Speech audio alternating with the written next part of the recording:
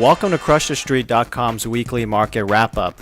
This will be the last video for 2012, so today we will focus on the macro trends and what we can expect to see going forward.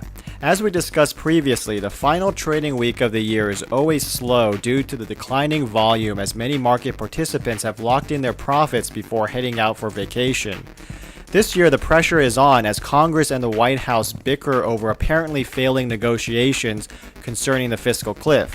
While the actual details will be deemed too wonkish for some, the end result is that the markets have been held hostage, with the Dow Jones in particular posting consecutive losing sessions, with today's price action being particularly worrisome as the index is barely holding above the 13,000 mark. I speculate that some sort of deal will be found, as whatever economic gains that have allegedly been made stand on very tenuous ground. As an example of this, consider the volume level of the final trading week over the past 3 years. From 2009 until 2011, the average volume of the final week is around 1.9 billion. For 2012, this volume fell to less than 700 million, yet the current index stands at 13,000, almost 1,000 points above the average of the last 3 years' final trading week. This signifies that less participants are propping up an artificially higher index, which would almost guarantee extreme volatility at some point in the future. The US dollar index reflected some of the uncertainties of the fiscal cliff fiasco, trading highs and lows over a narrow range.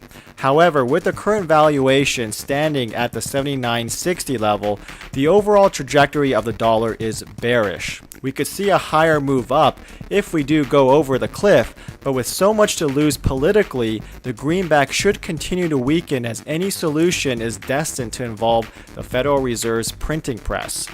On the other side of the Pacific, the Japanese have already got a major head start on the fiat paper printing, with the yen index hitting a low of 116. It already dropped through the key psychological level of 120, then horizontal support at 118, and now we are here at the last line of horizontal support, which is keeping the yen from a straight drop down to 110. The best way to play this trend will be to consider investing in strong Japanese companies that can ride the wave of currency devaluation. For the precious metals, this is a sector that has confused, confounded, and generally pissed off several investors.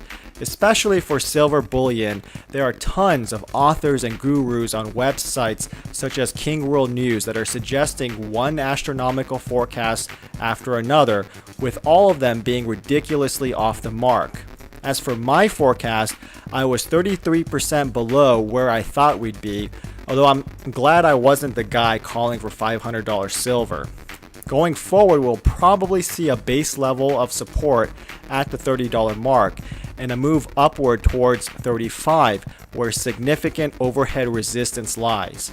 Given the lessons of 2012, I don't expect that we will break that resistance until sometime much later in the new year. For those looking for massive gains, you will likely have to hold the metals for a lengthy period of time.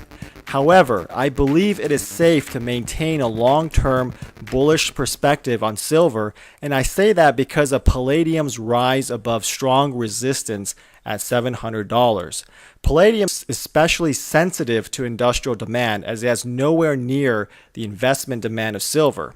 This suggests that there is still very strong interest in the precious metal sector, and once we get away from the current momentum trade madness, some fundamental sanity should finally return to the markets. And that will do it for this edition. Thanks for watching, and we'll see you next week.